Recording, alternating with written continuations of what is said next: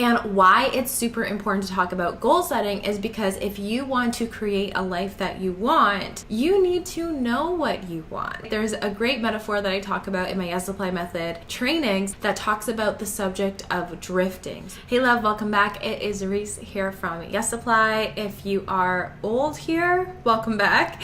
If you're new here, I drop daily content that helps you reprogram your subconscious mind, tap into your power, and create your yes in life. And I'm so excited you're here because we are on day 5 of my NLP series, neuro-linguistic programming series. So if you've ever wondered how to actually reprogram your mind, not just fluff, not just affirmations and positive sayings, even though all that stuff is amazing and great and I still love it, but actually understanding the programming language of your mind and making massive shifts, massive transformations, things like completely changing how you do things, completely changing a limiting belief, like maybe thinking that people don't like you or fear of public speaking, completely releasing a phobia. If you are really liking something or addicted to something, just releasing that addiction, releasing smoking, releasing drinking, releasing anything, because it really all comes from your mind. Neuro-linguistic programming is 85% of the time the answer. The other time is hypnosis or EFT, which I teach, at least in my belief. So what I want to talk to you about today is a little bit on the subject of goal setting. And why it's super important to talk about goal setting is because if you want to create a life that you want, you need to know what you want. There's a great metaphor that I talk about in my Yes Apply Method trainings that talks about the subject of drifting. So many people just drift through life. They get fed ideas, they get fed beliefs, they get fed a way of looking at the world, and they have people around them that say, do this, go to college, get this kind of job, eat this food, don't be vegan, whatever it is. And they kind of just drift with what everyone else is telling them to do. But the thing is, when you drift, eventually you're going to find yourself in the middle of the ocean, not knowing which direction to go in because you've gone so far away from what it is that you want. So the better thing to do is to know the outcome that you want, know which island you want to end up, and start paddling. And that way, when someone tells you, do this, go to school, get this job, do this thing, quit this, start that, whatever it is, when other people are telling you to do certain things and outside programming is telling you that you need to buy a certain lipstick to be beautiful enough or go to the certain school to be good enough or whatever it is, you can ask yourself, well, what is the outcome that I want? What is the island that I want to make sure that I'm paddling to, even if it's slowly but surely? And if what the outside people are telling you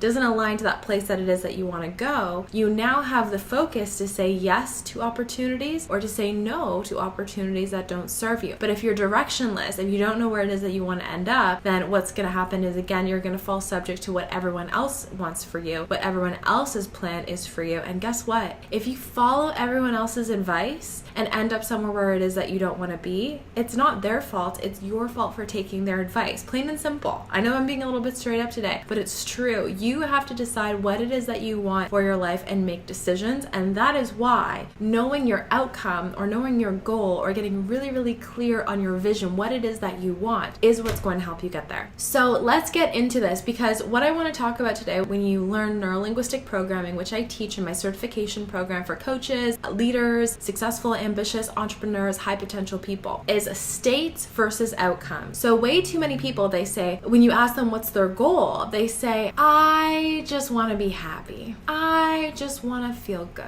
I just want to be peaceful. The thing about that is you could be happy, peaceful, feel good in seconds. It's not really an outcome. It's not clear. It doesn't have specificity for you and for your subconscious mind to work towards, right? If you wanted to feel good, if you wanted to feel happy, for example, all you have to do, and I'm going to talk about anchoring, and anchoring shows you that you can tap into any emotion that you want. And so if you wanted to feel happy, for example, all you have to do is float down into your body and think of a time when you were really, really happy. Think of a specific time when you were really, really happy. Maybe you were at the park with your kids. Maybe you were at a concert, whatever it is. Maybe you received a reward. Think of that specific time that you were really happy. Float down into your body, see what you saw, hear what you heard, feel what you felt when you're totally and completely happy. And just really step into that place and feel it. And what's going to happen in a matter of moments is you're already going to start to feel happy. And with anchoring, you can feel happy at any moment, and you can tap into that emotion by using an anchor that you've placed on your body body to feel like that. So by setting a goal like, I just want to be happy, well, that means in 5 minutes, if you feel happy because someone told you a joke, then your subconscious mind, which is so powerful in allowing you to get to your goals, is going to say, oh, she achieved her goal. I guess we're done. Let's go take a nap, because the subconscious mind will also take the path of least resistance in order to get what it is that you want. So, and the same thing goes for money. You've probably heard this metaphor before if you've done any personal development, but a lot of people say, I want to make more money. But the thing is, if you task your subconscious mind, which is going to powerfully go after any goal that you want for you, if you task it to create more money, or saying that you want more money, then if you just walk outside your house and you see a penny on the ground or $1 on the ground, then your subconscious mind says, oh, perfect, we made more money.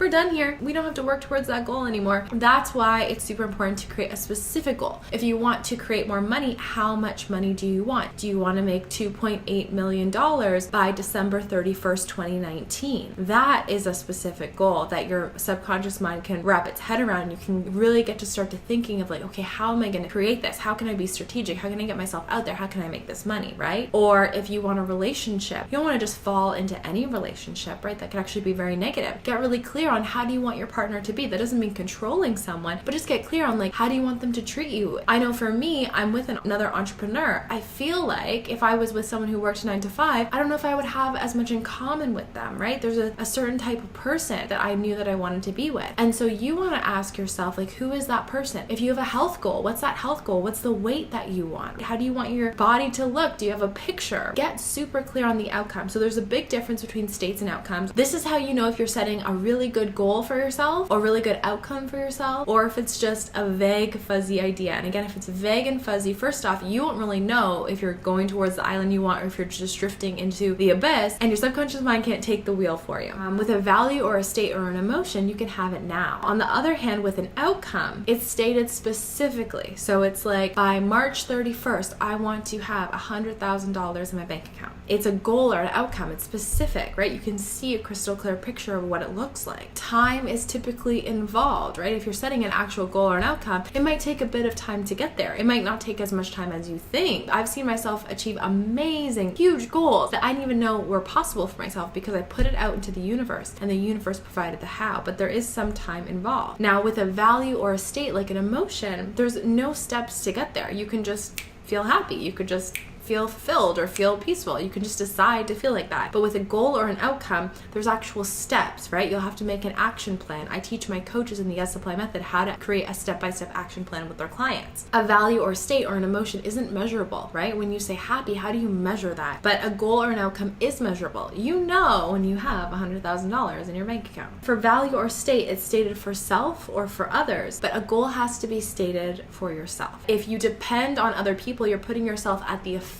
of others, where you really want to be at cause for creating the life that you want, okay? A goal or an outcome is stated for yourself. It's something that's dependent on you creating it. That means that you're motivated to get it, right? It's not like, oh, I'm going to do this because my husband wants me to, or I'm going to do this because my mom told me to. You want it, and you're going to have that internal power that motivates you to go out there and make it happen. I hope that this helped you see the difference between a goal, a real specific outcome or a vision. I'm going to talk about creating your vision and getting real on it, maybe even some visualization techniques for you in future videos. But I hope it showed you the difference between a goal and an actual emotion and what the differences are. And if you want to get outside of your comfort zone, you want to create amazing things, you want to set a goal. This was Reese from Yes Apply. I hope that this was so helpful for you. I have more links down below, more free trainings if you want to go deeper, learning about neuro-linguistic programming. But it was so amazing to have you here. Let me know what your goals are below in the comments. I'm just excited to see what you are working towards, and I will see you guys in the next video.